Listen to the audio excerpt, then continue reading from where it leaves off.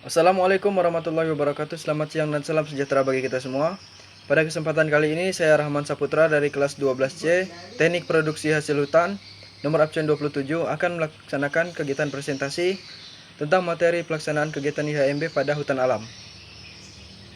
Baiklah, pada kesempatan kali ini saya Rahman Saputra dari kelas 12C Teknik Produksi Hasil Hutan nomor absen 27 akan menjelaskan tentang tahapan pelaksanaan IHMB pada hutan alam. Sebelum kita lanjut ke pembahasan yang lebih jauh, akan lebih baik jika kita mengetahui apa tujuan dari IHMB tersebut. Seperti yang bisa kita lihat di sebelah kanan, ketiga poin ini merupakan beberapa contoh tujuan dari kegiatan IHMB. Yang pertama, untuk mengetahui kondisi sediaan tegakan hutan. Yang kedua, sebagai bahan dasar penyusunan RKUP-HHK 10 tahun yang nantinya digunakan untuk mewujudkan pengelolaan hutan yang lestari. Kemudian yang ketiga, sebagai bahan dalam pemantauan atau kecenderungan kelestarian sediaan tegakan hutan di IUP-HHK Hutan Alam, IUP-HHK Hutan Tanaman, ataupun KPHP. Setelah mengetahui apa tujuan dari kegiatan IHMB, selanjutnya kita masuk dalam tahapan dalam kegiatan IHMB itu sendiri. Tahapan yang pertama kita lakukan adalah perencanaan IHMB. Seperti kegiatan-kegiatan lainnya, untuk mencapai sebuah kelancaran dan tujuan yang diharapkan, sebuah kegiatan memerlukan perencanaan yang matang. Begitu juga dengan kegiatan IHMB ini. Kegiatan IHMB memiliki beberapa perencanaan yang mencakup unsur-unsur yang sangat mempengaruhi kelancaran dalam kegiatan IHMB-nya, seperti waktu, tempat pelaksanaan, biaya operasional, dan pelaksana atau regu yang bersangkutan untuk melakukan kegiatan inventarisasi. Kemudian kita lanjut ke pembahasan tentang persiapan peralatan dan regu IHMB. Seperti yang bisa dilihat pada sebelah kiri, ketujuh poin ini merupakan peralatan yang akan kita gunakan dalam kegiatan IHMB. Di antaranya adalah yang pertama, peta kerja yang memiliki skala 1 berbanding 50.000. Yang kedua, tali set atau daftar isian beserta buku panduan.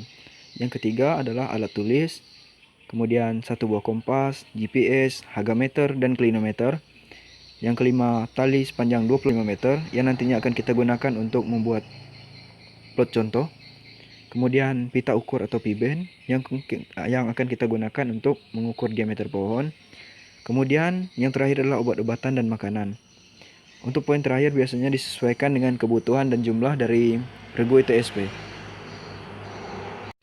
Setelah kita mempersiapkan peralatan dalam kegiatan IHMB tersebut, selanjutnya kita akan masuk ke dalam persiapan regu IHMB.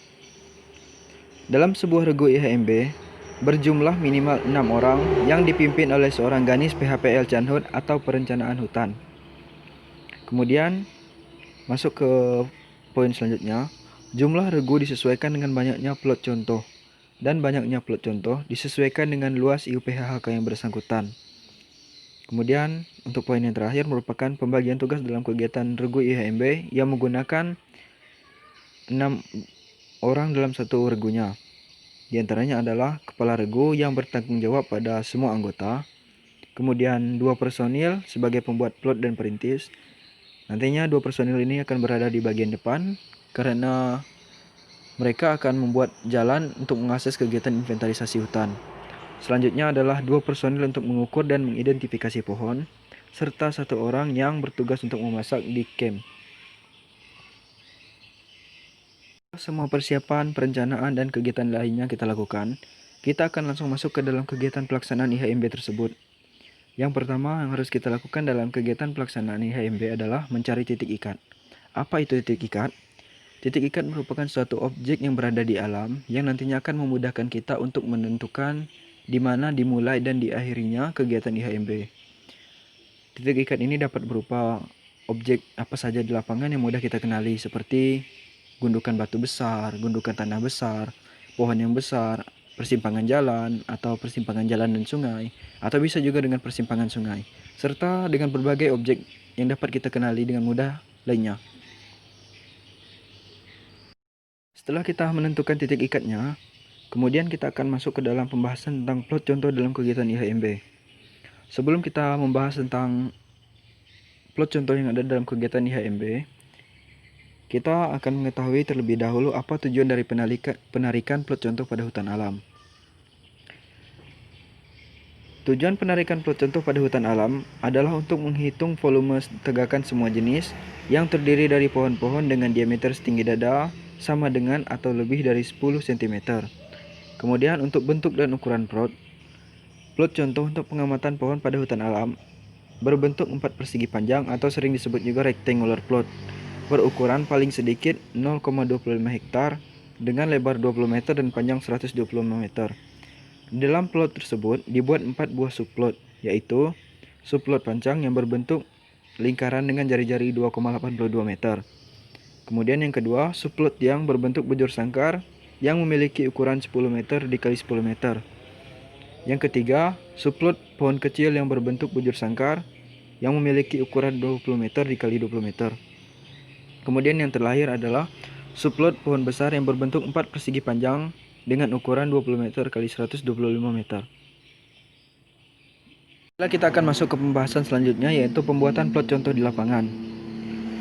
Dalam penentuan jumlah dan banyaknya plot contoh pada kegiatan IHMB dapat kita lakukan dengan dua cara, yaitu setiap petak diwakili satu plot contoh. Artinya, satu plot contoh mewakili areal seluas kurang lebih 100 hektar. Kemudian, jumlah plot contoh tergantung dari banyaknya jumlah petak di setiap pemegang izin usaha atau konsesi. Dengan dua cara ini kita dapat mengetahui jumlah atau banyaknya plot contoh untuk kegiatan IHMB. Kemudian kita masuk ke peletakan atau layout plot contoh pada IHMB. Yang pertama, plot contoh diletakkan secara sistematis dengan plot contoh pertama dipilih secara acak. Kemudian yang kedua, jarak antar plot contoh adalah 1000 meter atau 1 km ke arah utara, selatan maupun timur barat. Kita lanjut ke pembahasan selanjutnya, yaitu penentuan plot contoh di lapangan. Plot contoh di dalam hutan alam diletakkan dalam jalur inventarisasi dengan arah utara selatan, berbentuk persegi panjang minimal 0,25 hektar dan di dalamnya terdapat 4 subplot yang luasnya dibedakan berdasarkan tingkat pertumbuhan pohon. Setelah tadi kita mengetahui jenis-jenis subplot, sekarang kita akan bahas satu persatu cara pembuatan dan kualifikasinya. Yang pertama adalah subplot panjang. Untuk membuat subplot panjang dapat kita lakukan dengan mengukur dari titik awal plot contoh masing-masing 10 meter ke arah barat atau timur. Kemudian buat subplot panjang dengan jari-jari 2,82. Subplot panjang ini nanti berbentuk lingkaran yang dimana dalam subplot ini akan kita lakukan inventarisasi apakah ada tidaknya tegakan dari jenis panjang. Kemudian kita masuk ke pembahasan yang kedua, yaitu subplot tiang. Pembuatan subplot tiang dapat kita lakukan dengan cara dari titik awal plot dibentuk bujur sangkar berukuran 10 meter x 10 meter di sisi kiri jalur dengan menggunakan tali sepanjang 10 meter dan bantuan kompas untuk meluruskan. Subplot tiang ini nantinya akan kita gunakan untuk mengamati pohon dari kelas diameter tiang, mulai dari diameter 10 sampai kurang dari 20 cm. Kemudian masuk ke pembahasan selanjutnya, yaitu subplot pohon kecil. Subplot pohon kecil dibuat dengan membuat subplot bujur sangkar berukuran 20 x 20 meter untuk mengamati pohon dari kelas diameter pohon kecil, yaitu yang memiliki diameter 20 sampai kurang dari 30 cm. Selanjutnya kita masuk ke dalam pembahasan tentang subplot pohon besar. Subplot ini dibuat dengan mengukur keseluruhan dari plot contoh atau 20 x 125 meter sebagai perpanjangan dari subplot pohon kecil ke arah utara. Setelah kita mengetahui tentang jenis-jenis dari subplot, selanjutnya kita akan membahas tentang bagaimana cara meletakkan plot contoh secara acak di lapangan. Cara meletakkan plot contoh pertama secara acak dapat dilakukan dengan langkah-langkah sebagai berikut. Yang pertama, siapkan peta kerja yang berkoordinat UTM atau Universal Transport Method dengan satuan meter daripada koordinat lat long atau satuan DMS. Kemudian, catat koordinat paling barat dan selatan dari areal UPHK. Selanjutnya, acak angka dari 10 sampai 1000 untuk mendapat bilangan acak koordinat X. Selanjutnya, acak angka dari 62,5 sampai 1000 untuk mendapat bilangan acak koordinat Y atau BAY. Tambahkan BAX dengan koordinat paling barat dan tambahkan BAY dengan koordinat paling selatan. Setelah itu, lokasi dari plot kedua, plot ketiga, keempat, dan seterusnya dihitung dengan menambahkan koordinat dari hasil poin perhitungan. Yang nomor 4 tadi dengan 1000 untuk koordinat X dan koordinat Y. Selanjutnya kita akan membahas tentang bagaimana cara menentukan jalan masuk menuju plot contoh. Di antaranya adalah sebagai berikut. Cari dan temukan titik ikat seperti yang direncanakan di peta. Tandai dengan patok, kayu permanen, dan paralon agar mudah dilihat dan ditemukan. Kemudian, secara manual, ukur jarak, azimut, dan heeling dari titik ikat ke jalur plot contoh. Tandai lagi dengan patok atau paralon yang diberi label nomor jalur. Jadi lebih bagus jika titik ikat ini berpotongan dengan jalan. Selanjutnya, gambarkan jalan masuk menuju plot contoh yang memperlihatkan keadaan setiap 50 meter berdasarkan arah dan jarak rintisan dari titik ikat. Kemudian, GPS bisa digunakan untuk navigasi ke posisi plot-plot selanjutnya. Tetapi jangan lupa untuk melakukan kegiatan kalibrasi.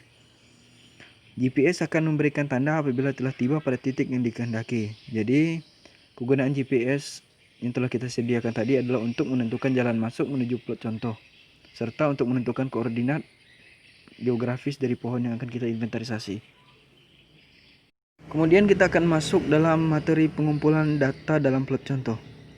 Setelah kita masuk di dalam plot contoh, kita akan mengumpulkan data-data, di antaranya untuk masing-masing plot dan subplot. Data yang dikumpulkan mengikuti daftar isian atau DI, di antaranya sebagai berikut.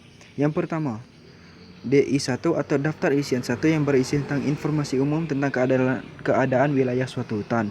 Kemudian yang kedua adalah daftar isian 2 atau DI2 pada tingkat pancang dan tiang yang memiliki diameter 10 sampai kurang dari 20 cm. Yang ketiga adalah daftar isian 3 atau DI3 yang memuat tentang data tingkat pohon kecil yang memiliki diameter kurang dari atau sama dengan 20 sampai kurang dari 30 cm. Kemudian yang keempat atau daftar isian 4, data tingkat pohon besar yang memiliki diameter lebih dari 30 cm. Pertama, titik koordinat plot dianggap sebagai titik tengah plot. Kemudian, pada titik pusat plot contoh ditanamkan sebuah patok yang diperkirakan tidak mudah rusak sampai 10 tahun, yang memiliki panjang kurang lebih 2 meter, kemudian ditanam pada kedalaman 0,5 sampai 0,7 meter, dan diberi tanda nomor jalur beserta nomor plot contoh. Selanjutnya, pada setiap jalur diberi tanda berupa patok permanen, minimal 2 buah yang diletakkan pada awal jalur, dan pada satu perpotongan jalur dengan jalan atau perpotongan jalur dengan sungai. Beri nomor jalur sesuai rancangan di peta rencana IHMB.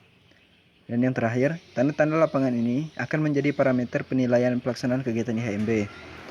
Mohon untuk tidak diremehkan. Jadi tanda-tanda yang kita berikan ini nanti akan menjadi parameter untuk menilai kelancaran dari kegiatan IHMB tersebut, apakah sudah tercapai tujuannya atau belum. Selanjutnya kita akan membahas tentang penandaan pohon di dalam plot. Setelah semua pohon di dalam plot diinvent, maka dilanjutkan dengan memberi tanda berupa label plastik yang diberikan data diameter pohon, tinggi bebas cabang, tinggi total, nomor plot contoh, dan koordinat pohon. Nantinya dari data penandaan pohon ini akan mempermudahkan dalam kegiatan-kegiatan inventarisasi selanjutnya. Setelah kegiatan IHMB dilakukan, para pemegang konsesi atau pemegang izin pengelolaan hutan akan melakukan kegiatan evaluasi yang bertujuan untuk, yang pertama, mempersiapkan kegiatan IHMB 10 tahun mendatang. Kemudian, yang kedua, menganalisis kekurangan dari kegiatan yang telah dilakukan untuk diperbaiki pada kegiatan selanjutnya. Dan yang ketiga, untuk memantau kinerja dari unit pengelolaan kawasan hutan. Baiklah, mungkin cukup sekian video presentasi yang dapat saya sampaikan pada kesempatan kali ini. Kurang dan lebihnya saya mohon maaf. Saya tutup dengan lafaz wabillahi taufiq wal hidayah. Wassalamualaikum warahmatullahi wabarakatuh.